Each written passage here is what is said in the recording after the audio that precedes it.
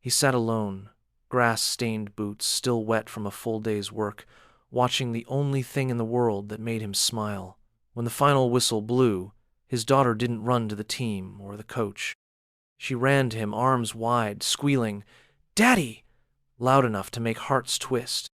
That's when she noticed him. Danielle Cross had made her first million before 25 and her first billion before 35. She owned stadiums, franchises, networks, but she'd never seen a man hold something that way, not a deal, not a trophy, not a dream like it was everything. She wasn't here for love, just to tour a town, write a check, shake hands with a mayor, but something in that worn-down man in the bleachers whispered, "This is the kind of man who shows up." And she hadn't realized until then how tired she was of men who didn't. If this story pulls at something quiet in your heart, the kind that reminds you love can show up in unexpected places, make sure to like, subscribe, and stay with us. We've got more stories that prove sometimes the smallest moments change everything. Ramon wiped the back of his neck with a faded rag before tossing it into the cab of his truck. The soles of his boots were still caked with wet clippings, and the smell of cut grass clung to him like a second skin. He checked the time kickoff was 5 minutes ago. He jogged the last stretch from the parking lot to the field, ignoring the ache in his knees and the looks from the crowd already seated in their folding chairs and stadium cushions. He didn't wave to anyone, didn't greet the other parents, clustered in small circles. He headed for his usual spot near the edge, 5th row up on the metal bleachers, where no one sat close enough to ask questions.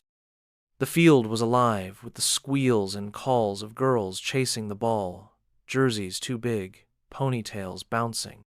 He found her immediately, Mia, number 14, with one sock always slouched and a braid that never lasted more than 10 minutes. She darted between two defenders, her cleats kicking up little bursts of dust as she closed in on the goal. Ramon's heart beat faster, not with worry, with pride, the same way it always did.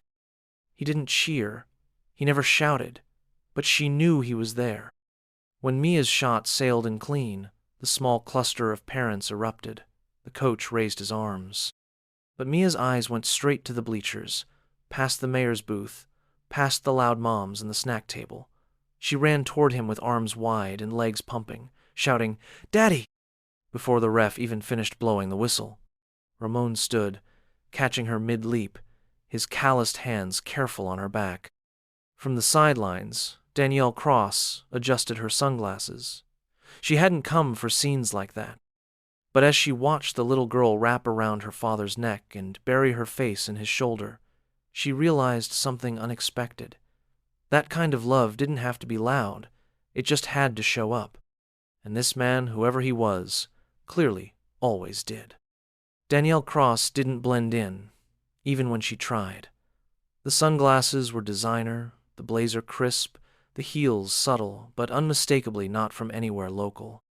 She stood just behind the mayor, nodding politely as he explained the town's hope for corporate partnership. Youth sports were underfunded, the fields were cracked, and the uniforms barely matched. Danielle had heard it all before, but she smiled and listened, just as she had in a dozen other small towns across the state. She wasn't here for sentiment. This was a stop on a long road of calculated generosity. Investing in youth athletics gave her company goodwill, and sometimes, if she was lucky, a story worthy of marketing. But most of the time it was this: forced pleasantries, warm handshakes, and posed photos with bored children. Except her eyes kept drifting back to the bleachers. The man she'd noticed earlier hadn't moved. He still sat in the same row, his body tired but upright, a little girl tucked close to his side with a juice pouch in hand. Her head rested against his shoulder as she kicked her legs out in front of her, still full of the energy from the game. They weren't talking. They didn't need to. Danielle realized she was staring. When Mia's teammates began to pack up, scattering to their parents, a photographer hired by the mayor made his rounds. Danielle posed once with the coach, once with the kids, and once with the banner bearing her company's name. but when the camera turned toward Ramon and Mia, neither of them looked up. Mia was braiding a blade of grass.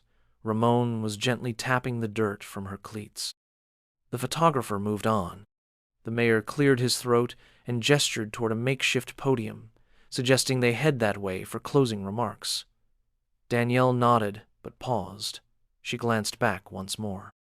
He hadn't smiled for the camera, but he had smiled for her, the little girl who called him Daddy like it was the only name that mattered, the man who seemed to exist in a world just one step removed from all the noise. Danielle didn't know who he was, but she had a feeling she'd find out. The first time Ramon held Mia in his arms, she was red-faced and screaming.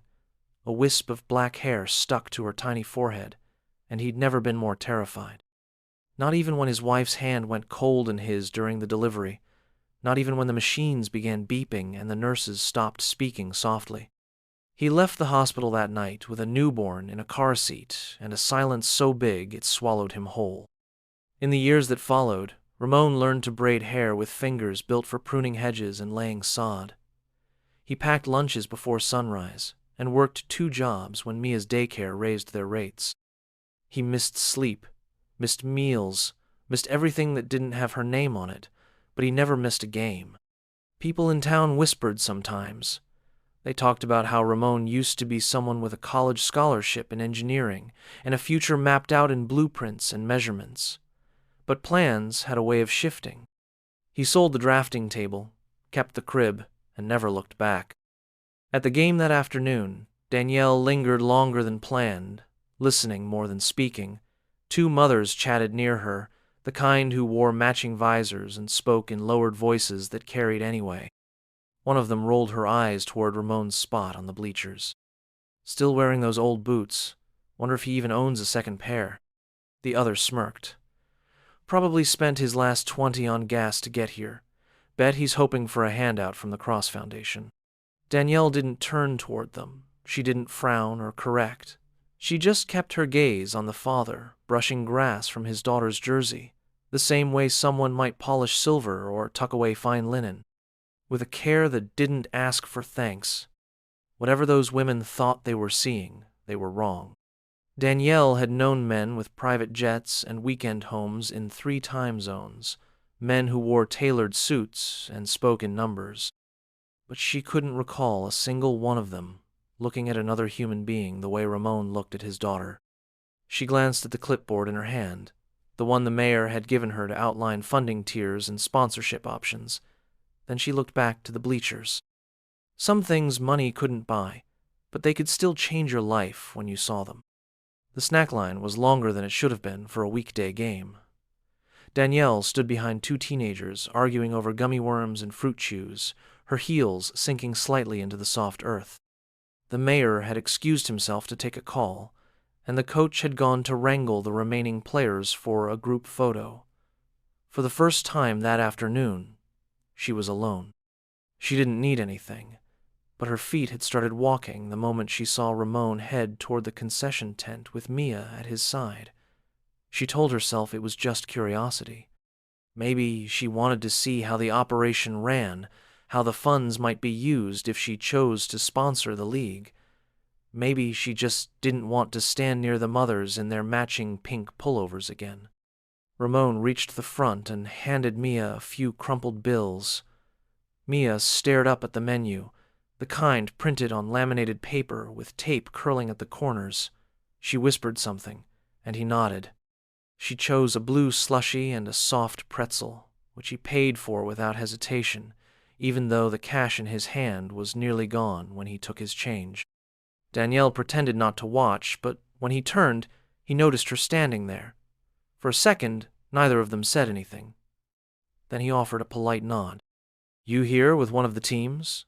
he asked. She was almost surprised by how even his voice was, how grounded.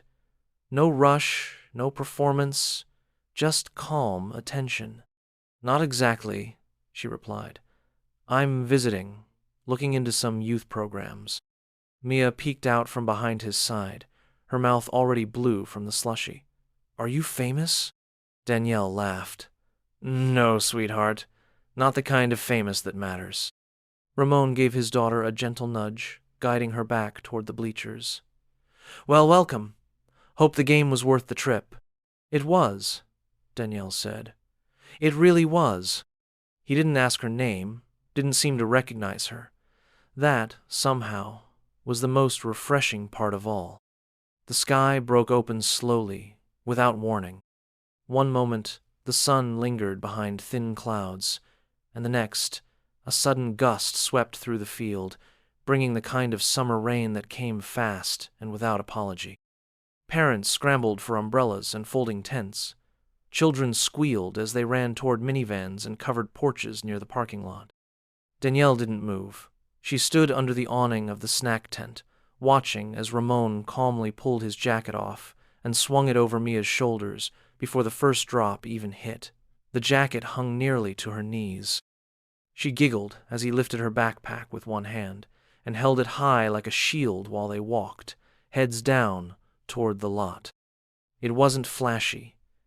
It wasn't choreographed for show, but it held a rhythm, the way they moved together, like two people used to storms, not surprised by them. Danielle reached for her phone to signal her driver, but paused.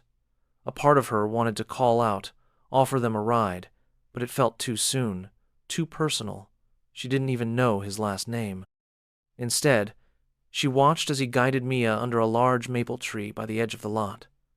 They stood close, not rushing. She tugged his sleeve and said something that made him smile. The kind of smile that only lived on a father's face when his child did something small and perfect. The rain softened to a mist. The parking lot shimmered under the silver light. Danielle exhaled and stepped out into it without raising her umbrella. She let the rain touch her face and thought, not for the first time that day, that something important was happening here. Something quiet. Something worth staying for. The engine in Ramon's truck sputtered twice before falling quiet with a weak click. He turned the key again and listened. Nothing. Mia sat in the passenger seat, swinging her legs, licking the last of the blue slush from her fingers, unaware of the trouble. He tried again. One more sputter, then silence. He leaned forward, forehead resting against the wheel for a moment. The rain had passed, but the clouds were still thick, and the early evening light was already starting to fade. Danielle had just reached her black SUV when she saw him pop the hood. She didn't hesitate. Her driver, an older man in a pressed jacket, raised an eyebrow when she motioned for him to wait. She walked across the lot, her shoes damp from the earlier rain, the scent of wet earth rising around her. "Everything all right?" she called. Ramon looked up, startled, then nodded. "Just needs a little coaxing, I think." She stepped closer, hands in the pockets of her coat. "Do you need a ride?" He looked back at Mia, then at her. "We're not far." "I don't mind," she said. "Really." He studied her for a moment, then stepped back from the truck. "All right, if it's not too much trouble."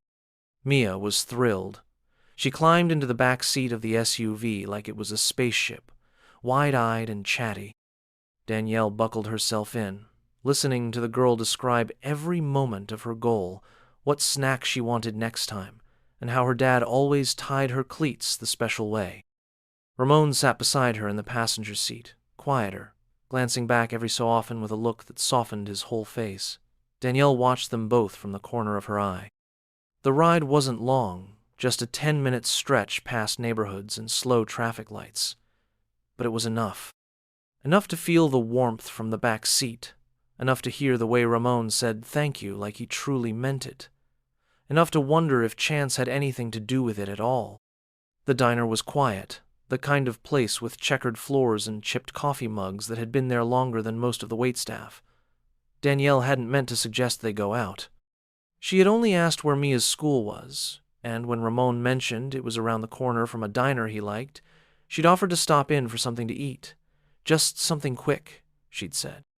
Just to learn more about the youth program.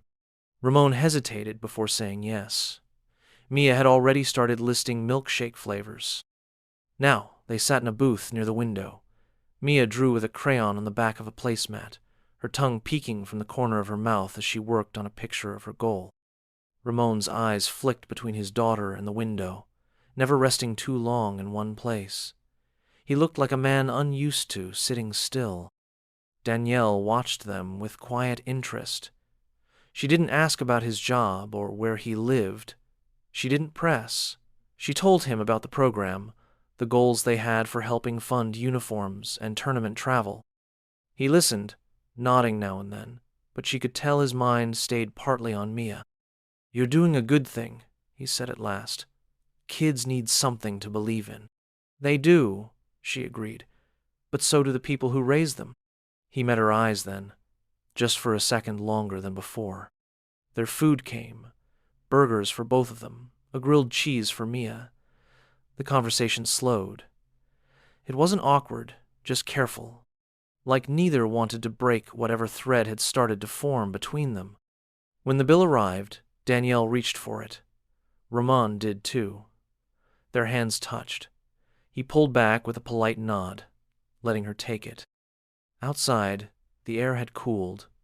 Ramon opened the door for her and waited until she was in the SUV before walking around. Mia had fallen asleep against the window, her drawing still clutched in one hand. Danielle glanced over as Ramon buckled himself in again. "That didn't feel like a meeting," she said softly.